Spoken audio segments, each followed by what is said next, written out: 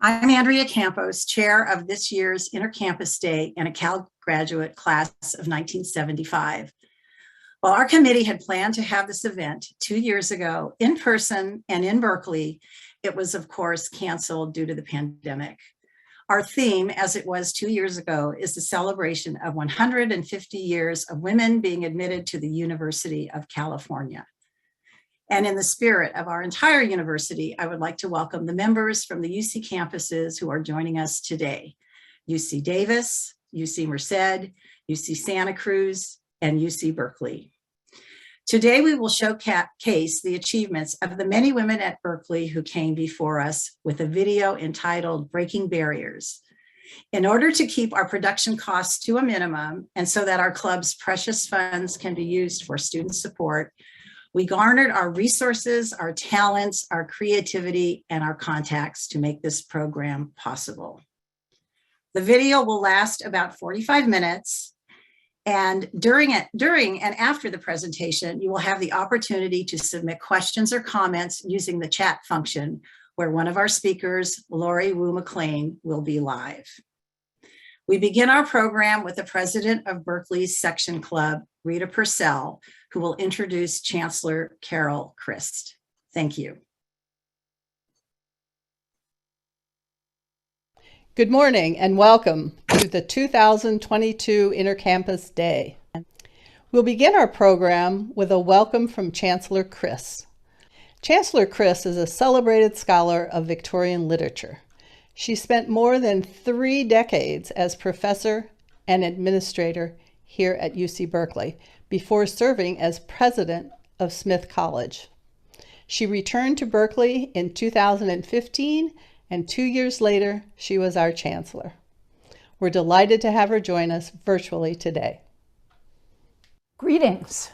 I want to thank the University Section Club for hosting the 2022 Intercampus Day, as well as our friends at UC Davis, UC Merced, and UC Santa Cruz for joining us.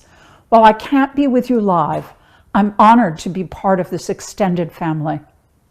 Since its founding, the Section Club's watchword has always been welcome.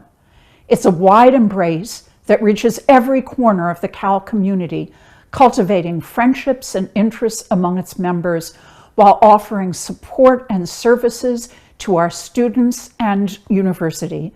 You have helped shape our campus culture for nearly 100 years as you have continuously responded to Berkeley's ever-changing and challenging needs.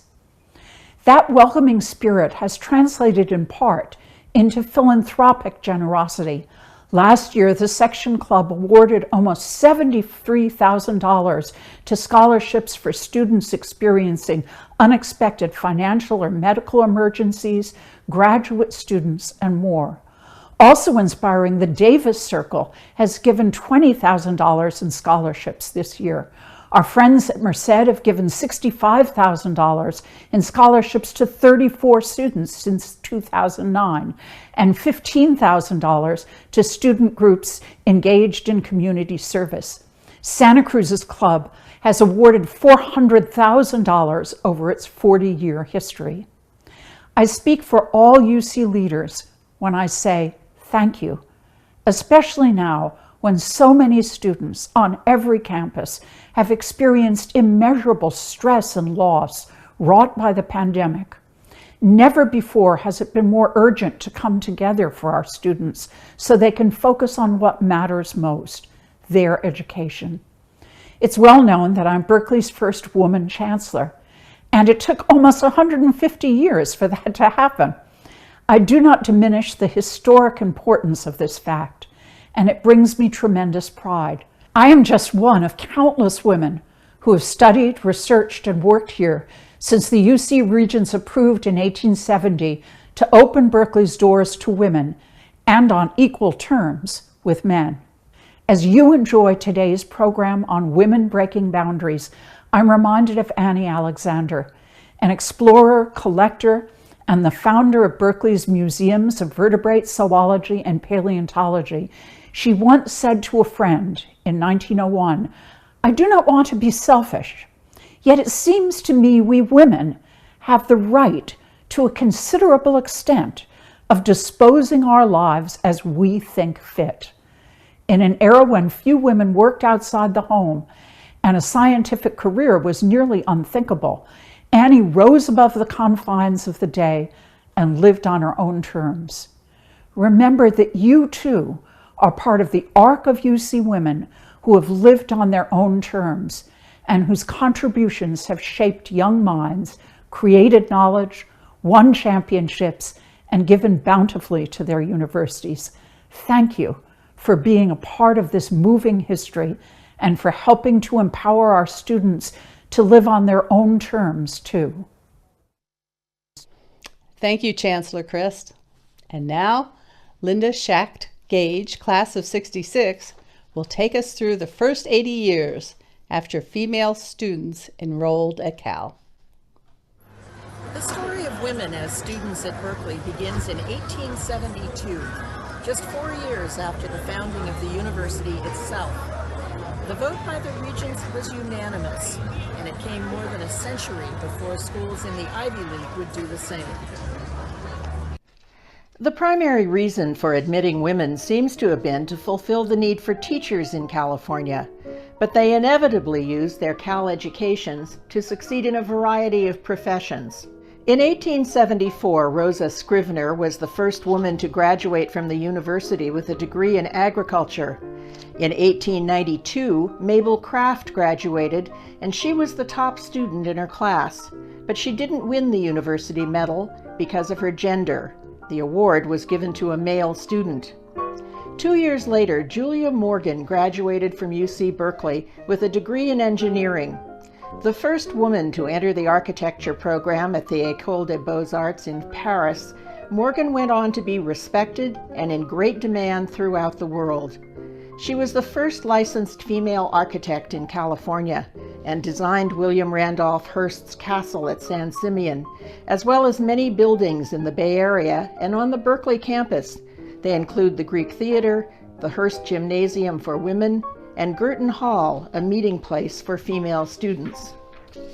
She designed the Berkeley Women's City Club, and due to its similarity in so many ways to San Simeon, she referred to it as her little castle. In 1896, the women of Cal and Stanford played the first ever women's intercollegiate athletics competition in the United States. It was a basketball game, and interestingly, men were not allowed to come to the game, but 700 women came to cheer on the players. Stanford won 2-1, so it was either a very brief game or the players were just learning to shoot. But it nevertheless led to women's sports programs starting up on campuses across the country. In 1897, William Randolph Hearst's mother, Phoebe Apperson Hearst, became a university regent, the first woman on the Board of Regents. She had already endowed 5 scholarships for female students, encouraged the university to hire a female doctor, and believed that the university should provide physical education for women. Contrary to the popular belief that physical activity for women would make it difficult for them to have children, Phoebe Hearst believed that women would be empowered through exercise. In 1898, Cora Jane Flood made a magnificent gift to the UC Regents. It established the business school, the only business school in the country founded by a woman. She was the daughter of Silver Baron and University Regent James Clare Flood. At the time, her gift was worth $1 million. Today, the endowment is worth $31 million. By 1898, not a single woman had received a doctorate from the university, but that barrier was broken by Millicent Washburn Shinn. At age 40, she completed her degree in education and later wrote The Biography of a Baby about developmental psychology. It was one of the first books ever published by UC Press. In 1900, Annie Montague Alexander began auditing paleontology lectures at Berkeley. It was there that she met and became friends with Professor John Merriam. 6 years later, she founded the Museum of Vertebrate Zoology and the UC Museum of Paleontology, where you'll find this famous skeleton of a Tyrannosaurus rex. At the turn of the century, 46% of the students at Berkeley were women, more than at any other co-ed institution in the country. But there were no dormitories for women and few places for them to gather. They were only able to meet in a room in the basement of Old North Hall. But in 1906, the university selected its first dean of women. Lucy Sprague was 25 years old. Her hiring was a breakthrough, a significant one, and a signal that Cal would begin to more fully support its female students. 3 years later, in 1918, a Cal graduate, Jessica Peixoto, became the first full-time female professor at Berkeley. She was a member of the class of 1894 and was the second woman to receive a doctorate at Berkeley. She eventually became the first woman to chair an academic department as head of the Department of Social Economics. But even as the number of women on the Cal faculty was growing, they still could not join the faculty club. So in 1923, the Women's Faculty Club was built, and it remains today a center for female faculty to gather and socialize. There were more breakthroughs to come for the women of Berkeley. At the 1924 Olympics in Paris, Helen Wills won the gold medal in tennis and went on to have a long career as a professional. She was known as the first woman to wear a tennis outfit that didn't fall to her ankles, only to her knees. Helen Wills was also a generous donor to Cal, leaving $10 million in her will to fund the Helen Wills Neuroscience Institute at Berkeley. In 1929, Annie Stevens Coker graduated from Berkeley's law school. She was the first black female attorney in California. The student newspaper, the Daily Californian, has been around since 1871, but it didn't have a female editor-in-chief until 1940, when Sarita Henderson took over. The Daily Cal has been the journalistic starting point for notable writers like Joan Didion and Margaret Talbot of The New Yorker. As the United States entered World War II in 1941, campus life changed forever. Many male students went off to war, and with Rosie the Riveter as their inspiration, female students, faculty, and staff stepped up and into the roles previously held by men. In 1942, Berkeley alumna Mine Okubo, an accomplished artist, had a fellowship to study in Europe, but she was forced to return home and was then sent to an internment camp after President Roosevelt's Order 9066 banished Japanese Americans on the West Coast. Her art remains a lasting memorial to the conditions at the internment camps. Maggie G. had enrolled at Cal in 1942, but left to join the war effort. She was one of 2 Chinese Americans who were pilots in the WASPs, the Women's Air Force Service Pilots. Maggie eventually came back to campus to graduate and lived in Berkeley until her death. In 1943, the university's yearbook, The Blue and Gold, highlighted the role of women on campus during the war.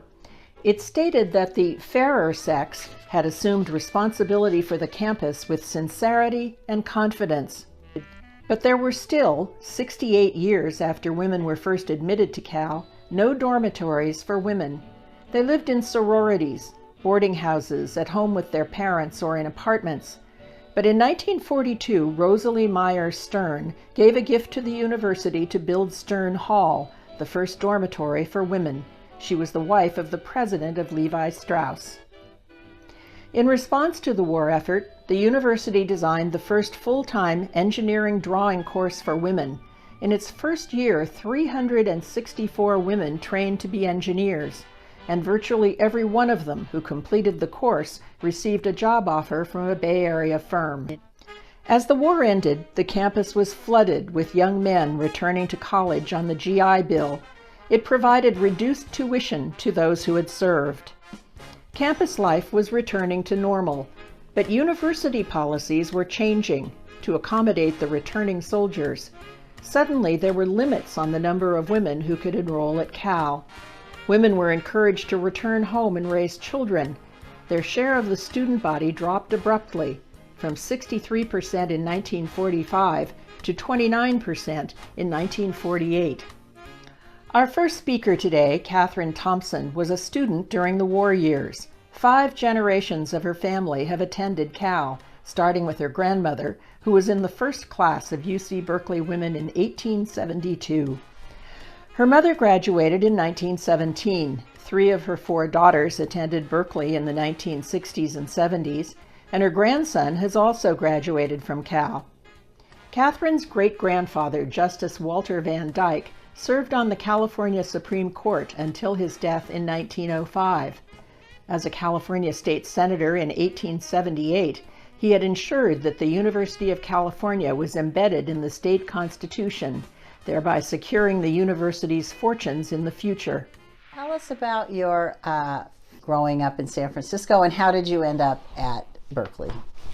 Well, there was no other choice except Berkeley. I wore a little Cal beanie when I was little, and I went to all the Cal games starting when I was 9, and there was just no other question about where I'd go, only Cal.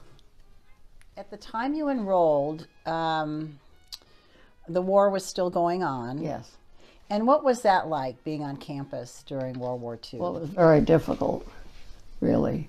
We had men who had been hurt in the war, blinded.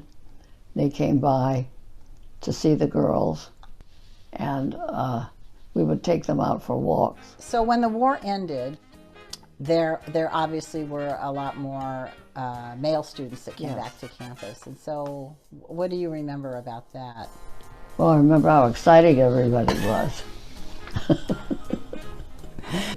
And there was a tradition that you met on the steps of Wheeler Hall. And so we'd hang around waiting for somebody to come and pick us up. So did social life improve when the Social life improved tremendously. You could even go down and have a Coke on Telegraph Avenue and go in and have an ice cream or something devilish like that.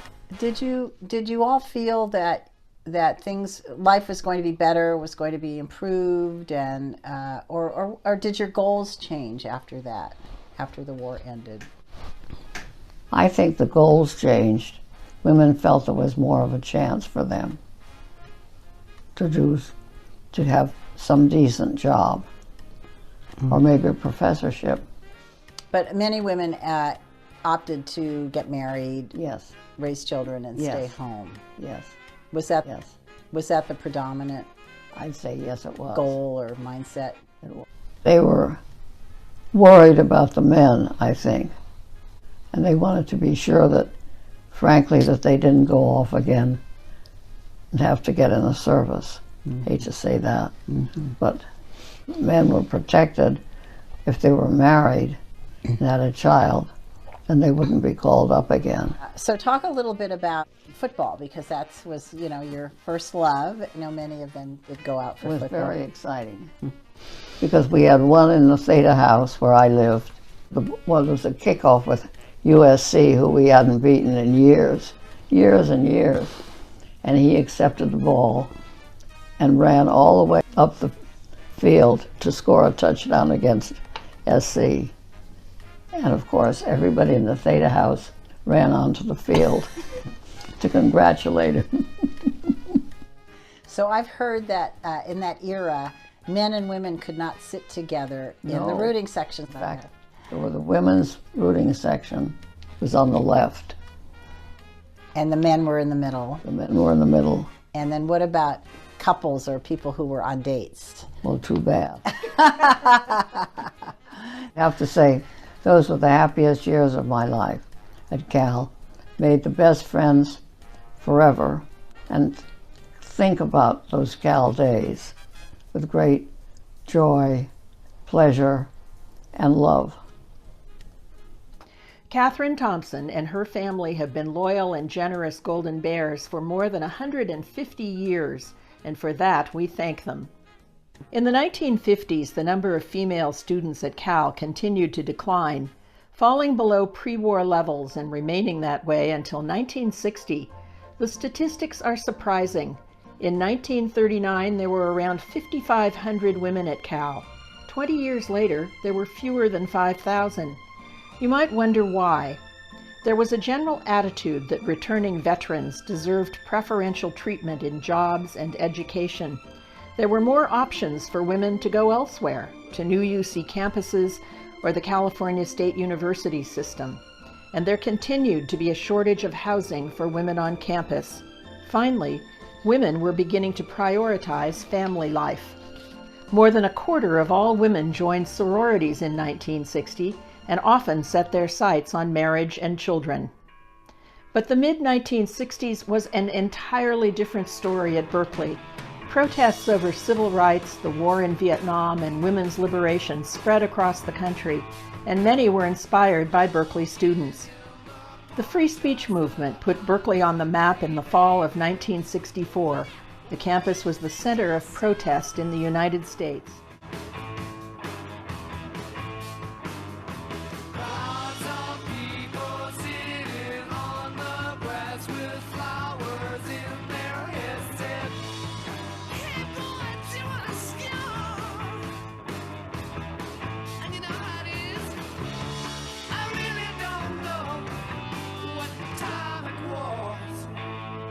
At the same time, the Campus Sexual Freedom Forum was pressuring the university to make contraception available to students. Gay and lesbian concerns, once only whispered about, became common topics for discussion, and their leaders, like Berkeley alums Del Martin and Phyllis Lyon, were invited to speak on campus. In 1966, Cal students voted to have the University Health Service provide information about contraception.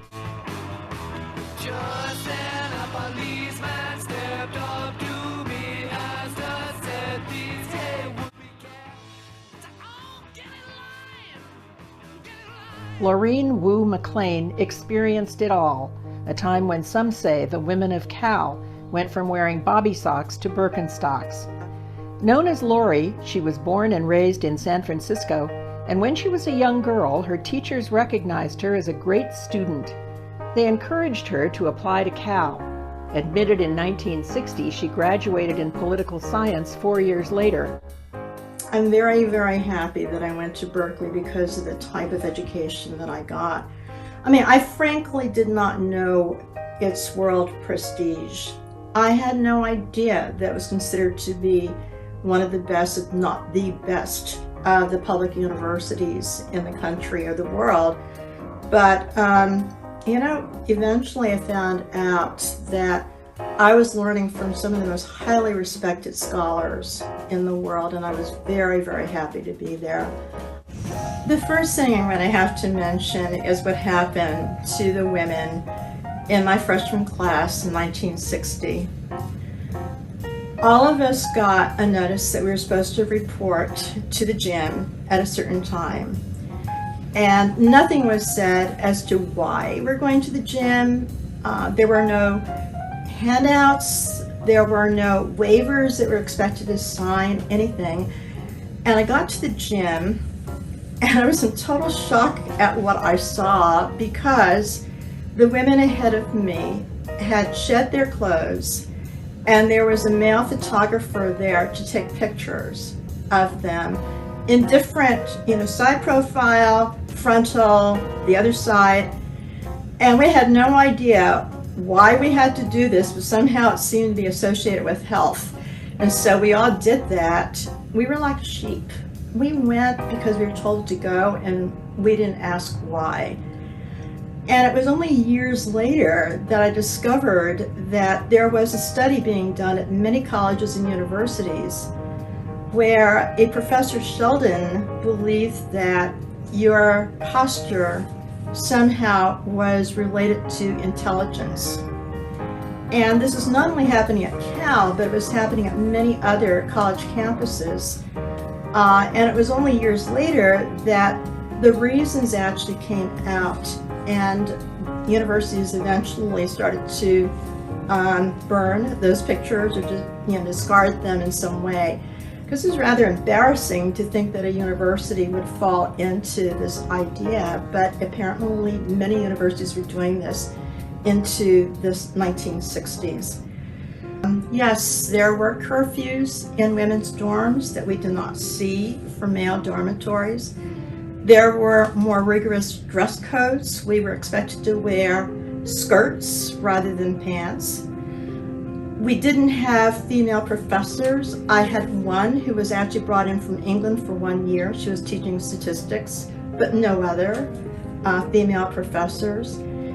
And during this time, I would say if you had a mixed group of people, generally it was the males who took the leadership role in those groups.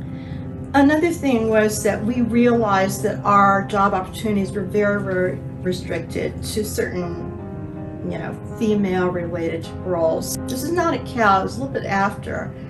I applied for a job with the government, and I entered the interview room, and all of the interviewers were men. And the first question that I got was, do you intend to get married? And do you intend to have children? I thought that was so unfair because I knew that many of my male friends were not being asked about their marital status or if they intend to have children. But there was obviously a very, I would say, different set of rules when it applied to female candidates versus male candidates. And generally the jobs for women paid far less than the jobs for men. In terms of admissions to professional schools, a lot of administrators felt, women, you shouldn't be taking the opportunity away from men. And so women were restricted in the number of schools that they could get into, particularly the professional schools like medical school or law school. So there was definitely a need for a women's movement to improve conditions, because for many of us, and I wanted to, yes, I wanted to get married, I wanted to have kids, but I also wanted to have a life outside of the home, and that was, in my opinion, going to be very, very difficult to break through. The 1960s was an era when students were very, very active, and I attribute that largely to the president that we had, John Kennedy. Being a fairly youthful man himself and one who embraced activism, his enthusiasm for making change really affected all of us students on campus.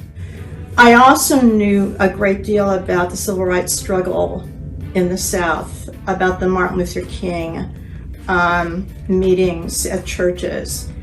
I was very, very impressed by the fact that there were African American students who were sitting in at lunch counters trying to desegregate them in the South. I was very, very just proud of African Americans and Caucasians and others who were forcing the Greyhound bus people to desegregate not just the buses, but the bus terminals. And as time went on, I realized that the effort to bring about equality really touched me deeply, because growing up in San Francisco sometimes wasn't easy. And I recall not being able to check out books at the library because the librarian was extremely prejudiced towards me, towards other Asians as well. I also had friends who were trying to get me into a student organization, and I was voted down by the head of the organization, and they asked, well, what happened here? And she said, well, we don't accept blacks and we don't accept Asians. And so there were instances like that that made me feel even more tied to what was happening in the King movement, as well as with the civil rights struggle in the South. So with the help of the YWCA, which was a very, very progressive organization on Bancroft Avenue, I eventually organized a number of events intended to bring about more equality, and one was voting. I organized a voter registration drive in the flat areas of Berkeley that tended to have more minority residents there. That was very successful. I realized the campus was really in need of more communication with the community, and so what we did was I organized a group of students to work with Oakland junior high and high school students to also introduce them to occupations that they might be able to fill one day. by just working on improving their education and their potential. The Congress of Racial Equality contacted the campus and chose a student from Stanford and chose me to go to the March on Washington in August of 1963. It was my first time on a train, one where I was the sole Asian American on it, but I have never felt so close to a group of strangers that I did on that train, because we went, for several days to Washington, D.C. It was freezing cold on the train. I wouldn't think that would happen in August, but it was freezing cold on the train at night. And people lent me their jackets or their sweaters so I wouldn't feel uncomfortable. And we practiced nonviolence because we knew there's going to be the potential of violence there. And I have to say, one of the greatest things, besides hearing King's speech, I Have a Dream speech, was that by 64 we had a Civil Rights Act passed, which was the purpose of that march. And that act changed the ability of minorities to check into a hotel, to be served at a restaurant, to be able to get into a hospital, irregardless of their racial background. And so I felt that was really one of the most important events of my life. What I saw in the late 60s and early 70s was very, very dramatic change, because you had Ms. Magazine, you had the National Organization of Women, and other numerous organizations really lobbying hard for changes in our laws. And certainly, I'm going to have to say, it is a women's movement that gave me the feeling I could apply to law school. Even though I've been out of school for a long time, I can go back to school and apply. And I got in at Bolt, at what used to be called Bolt, at UC Berkeley, now Berkeley Law. And there I had Herma Hill Kay, who taught about sex-based discrimination. She became the dean later on. I had Mark Schultz teaching me about contracts. Eleanor Swift was there teaching about civil procedure. Another change was that there are so many more students now who were women in my class. I think we were about 45% from 79 to 82. And that changed the building, because all of a sudden they had to talk about opening up more women's restrooms. Things like that to accommodate the new students who are coming in. And certainly when I was applying for a job, I was able to get into a very prestigious law firm, and that would not have been possible had I graduated back in the 1960s from Berkeley Law.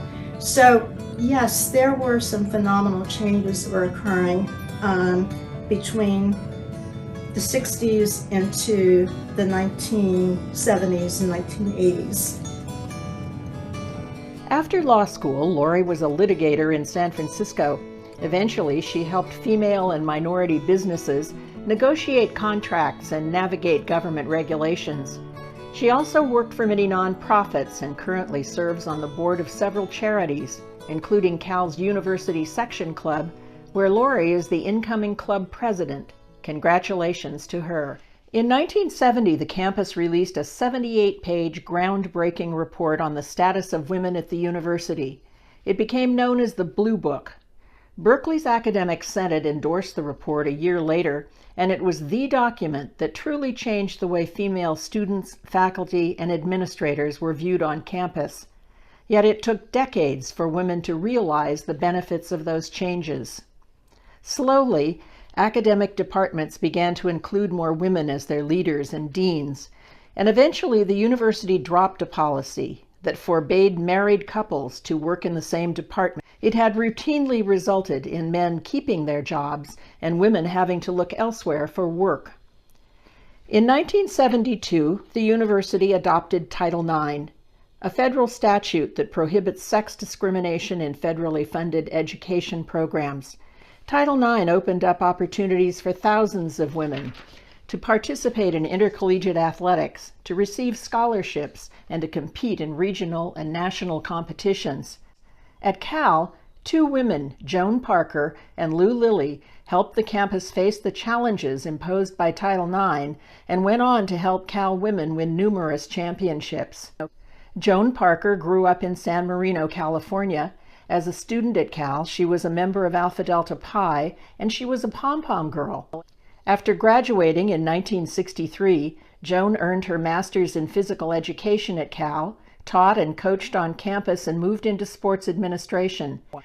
She was the chief fundraiser for women's athletics from 1991 until her retirement in 2001, and is, quite deservedly, in the Cal Athletics Hall of Fame. Luella Lilly grew up in Newberg, Oregon. Known as Lou, her athletic career began when she was a 12-year-old swimmer. She competed in high school and in college at Lewis and Clark, where she was an All-American.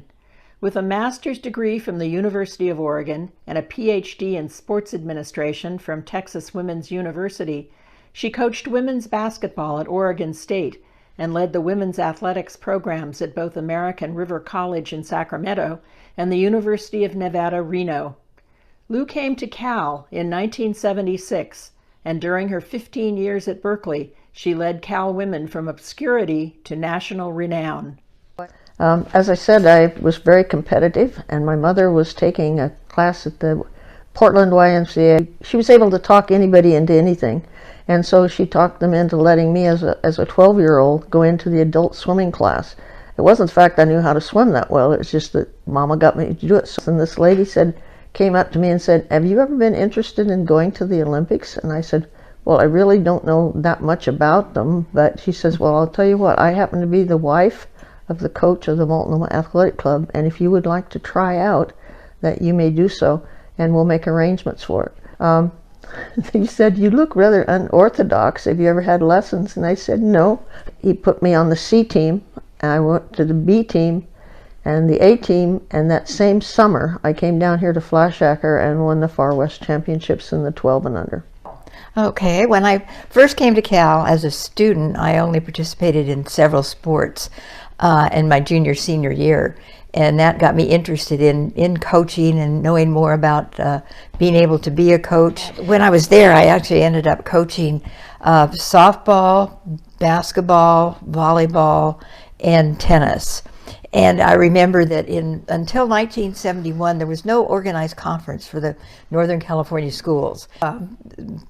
Southern California was all organized. They had leagues, everything. We didn't. And so in 1971, the NorCal Conference decided we'll try to have a conference in volleyball, a league championship in volleyball. And so it turned out that Cal ended up winning the conference. And so we were the first ones to ever win a conference championship in NorCal. So I went to the physical education department as a coach, and I said, "Nationals are in Long Beach, and we would love to go down to the Nationals," because our kids have obviously never been there. So I had to beg to be able to take our kids. We had no uniforms, hardly any money. We finally could use university cars, and we stayed at Motel 6. But we were just fortunate that they let us go. And so that was kind of the atmosphere there. So when I coached, it was so different because we only worked out 2 days a week. We had no trainers, no nutritionists, no anything like that. It was just the coach was in charge of everything. And it just made it, it was fun, it was great, it was very casual, but it wasn't the real competitive kind of thing that most of these kids, I think, didn't really want to have. They enjoyed just the experience. We'd go out and we'd play tennis at Mills or San Francisco State, and after the match we'd sit down and have cookies and punch. So you can tell the whole atmosphere was not let's kill our opponents, let's just have a good time and get better. So that was kind of the whole atmosphere the whole time that before Title IX came in. So I've had very little background as far as Cal, except I knew that you had the riots and Berkeley and so forth, and so until that was the only thing I knew about it. I didn't know much except that I came here as a visiting coach, and I knew that the facilities were not the best. Cal was definitely behind any of the other schools that we competed against. We played basketball where the end lines were a cement wall. So if you did a layup, you were in big trouble. The volleyball team played in Hearst Gym, and the ceiling wasn't high enough, so a lot of times the ball would hit the ceiling.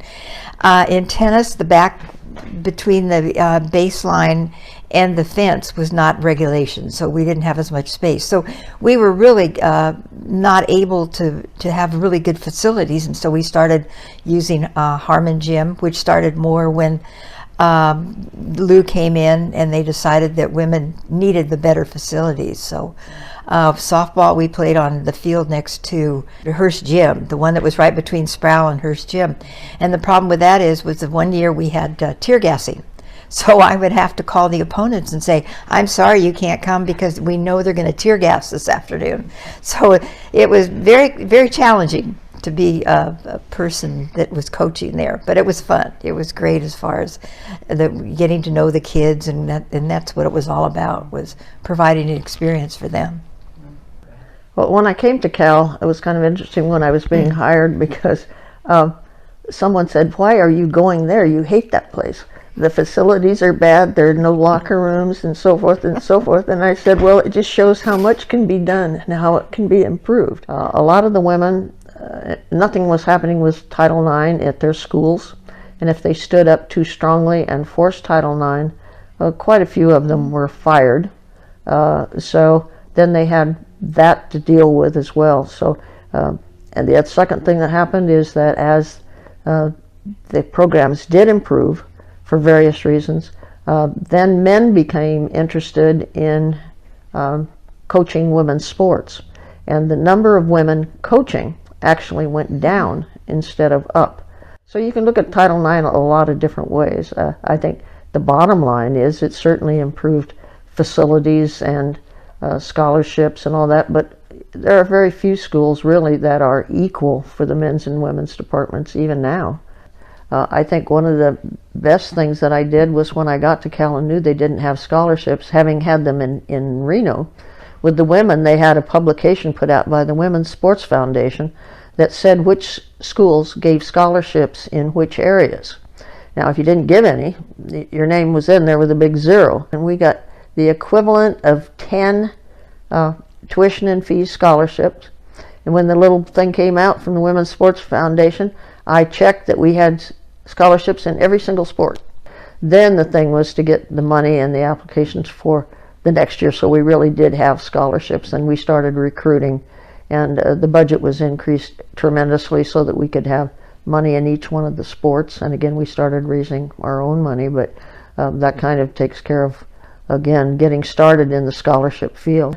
I'm proud of how successful our teams were. We won 28 conference championships. By the crew team won the national championship about 2 or 3 years after I got there. Our softball team became extremely strong, and our swimming team was kind of consistently 3rd place at the national championships, and we had one of the best Olympic swimmers that's existed with Mary T. Maher. In the USA Today, we were ranked as the 4th best overall women's program in the United States, and that was in '84. So I've been there 8 years when we hit the top.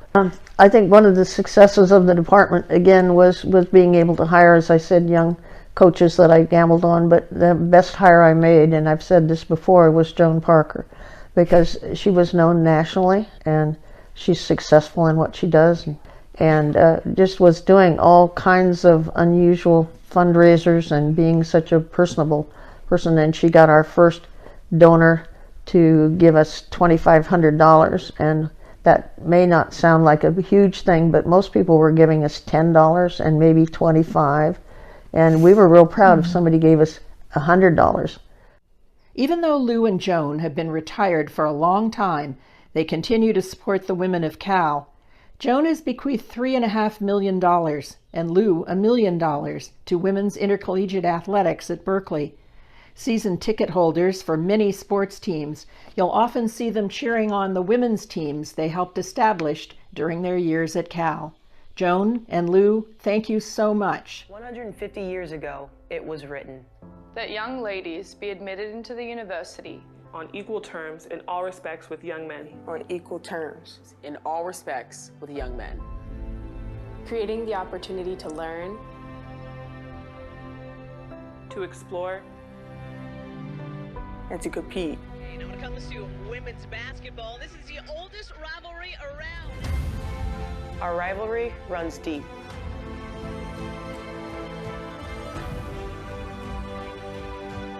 It dates back to the origins of this sport and the very beginnings of women's basketball. Of the 2019 Battle of the Bay here at Haas Pavilion, Isha Thomas from Lake Mary. Thomas with the walk-off layup for California.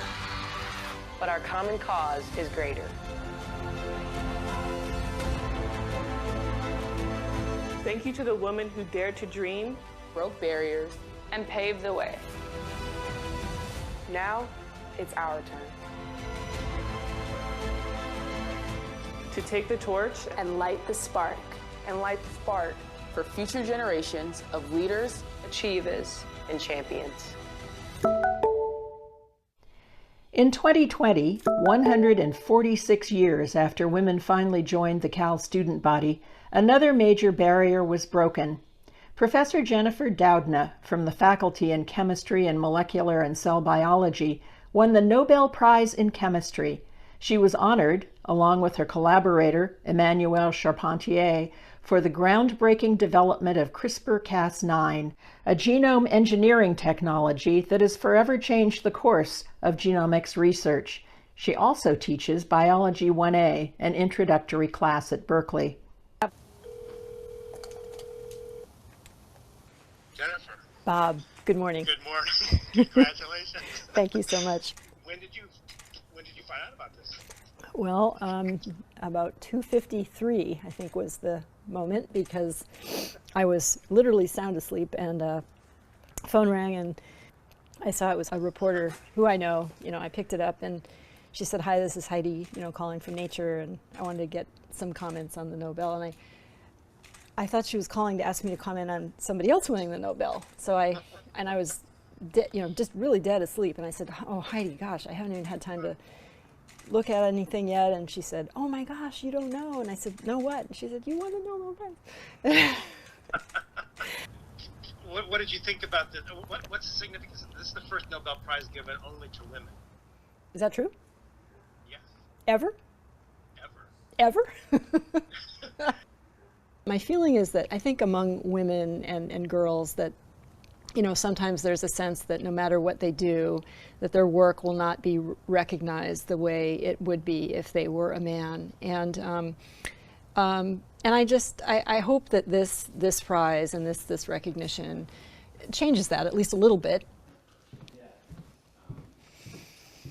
There's a lot of stuff, a lot of texts. Yuri wrote me, "Congratulations, enjoy the ride." I'm sorry, Jamie, this is going to be crazy for you too. Two other Berkeley women have received Nobel Prizes: Carol Greider for Physiology or Medicine in 2009, and Frances Arnold in Chemistry in 2018. We'll close our story today by acknowledging other prominent alumni from UC Berkeley. And we've invited the a cappella group from Cal, the Golden Overtones, to sing the song that unites all the campuses of the university. Hail to California. Hail to California, alma mater dear. Sing the joyful chorus, sounding far and near. Rally round her banner, we will never fail. California, alma mater, hail, hail, hail, hail.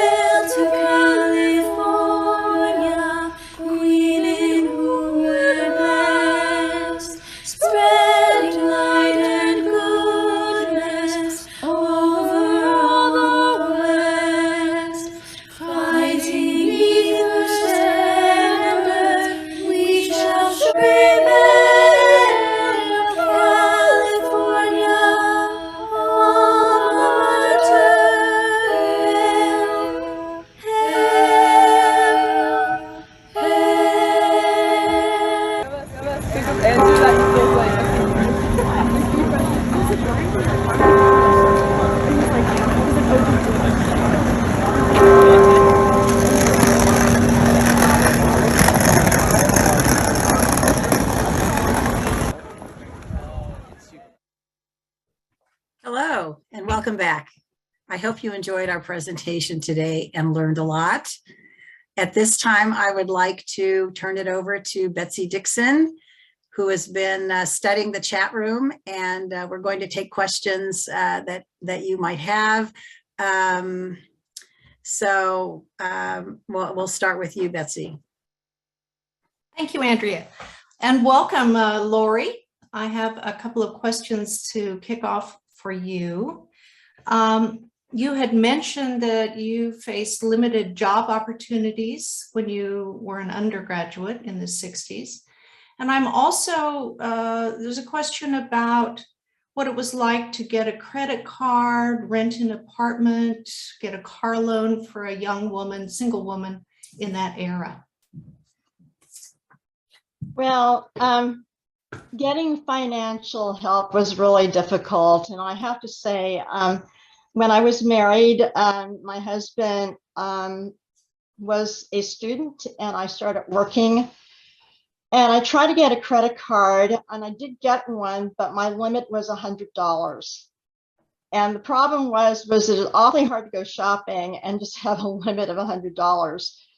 I did phone up Bank of America to complain about this, and eventually I got a feminist on the phone, and she was fantastic. She says, "You're teaching at a college now and you only have $100 credit. I'm going to raise you to $1,500. She felt she had the authority to do that. But beyond that, also, we were trying to rent an apartment, and because my husband was a grad student, I was working, the owner of the apartment building said, "You're going to have your parents sign for you to guarantee that the rent's going to be paid." And it was so embarrassing to have to do that because we were in our 20s and certainly had enough income to pay the rent. So there were various instances like that where I felt, had the roles been just reversed, my husband working at the time and my attending school, we would have gotten the credit and we would have not had a problem getting an apartment. So I'm so glad that people lobbied for laws that change the financial picture for women. That's really important, that women really fought for equal rights in terms of credit. I have another question taking you back to the early 60s, Lori, this time the 1963 March on Washington. Did you make any observations about the role of women in the top leadership roles in the civil rights movement? My observation was basically there were very few women in top leadership roles. I do think that that was one of the observations that many women made during the 1960s and 70s, whether the movement was dealing with civil rights or anything else, practically, that women really had the role oftentimes as secretaries, really as assistants rather than taking a leadership role. It took quite a long time for women to gain, I think, the recognition that they had talent to lead an organization and to play an important role. It also, in my opinion, meant that men had to change their attitudes as well. It's not just women that needed to change their attitudes, men did as well. And I think they did. I think men eventually did change their attitudes to recognize that women had every ounce of ability that, that men had. So yes, I agree that during the 1960s and 70s, we didn't see that many women in leadership roles in the movement, but I think things will change by the late 70s, early 80s. What was it, Lori, that really propelled you to apply to law school? You know, law gives you so much more power. And I'm going to be frank about this. I wanted that power. I, wanted to be able to go to a courtroom and argue a case and be able to win for my clients. And many of my clients were immigrants, or they were females who owned businesses. and or nonprofits chaired by women. And I just felt, you know, just having that law degree gave me not only a knowledge of the law, but also the recognition that I can do it. I can win for my clients. And I have to say one thing about this, because in my early stages of law practice, when I went to court, usually the clerk would say family law, as though I had to be a family law attorney. They didn't think of me as a business litigator. They just didn't think that a woman, especially an Asian woman, would be a business litigator. So yeah, I'm going to be frank with you about this one. I felt that the law would give me much more ability to be influential. And also, it was good for myself because, you know, you just have to have that confidence to be able to go to court or to speak to a client. And it gave me much more confidence having gone through those 3 years of school. Fabulous. I have one more question for you, Lori. Can you talk a little bit about what advice you would give now to young women who will be entering Cal or any of our universities in the coming year? I can't think of a better time for women to start at the University of California, Berkeley. For one thing, we have Chancellor Christ, who has really so much empathy for various groups of people that she has really given students a great deal of support. And, you know, we're building more dormitories. We have a new one that's just for transfer students that's being built. But beyond that, I would say to young women, if you want to go into mechanical engineering, you will find Professor Grace Gu there from MIT, who was just hired. She's fantastic. Amy Herr, another scientist who is recognized for her ability in biomedical sciences. Many of the men are much more empathetic, and I think of a Nobel Prize winner, Professor Perlmutter. He is fantastic, and he's teaching interdisciplinary courses on science and philosophy. I mean, these are really unusual courses, but you'll seek out, so you'll be able to seek out professors who will help you, who will support you. And also there's so many more student groups on campus, as well as counselors, social workers, so that if you need help on things other than your studies, you're going to find it here. So I'm a great proponent of Berkeley now. I just think it's a wonderful institution to be coming to because you're going to find some role models. And that's so important in terms of female recognition and advancement. That's great.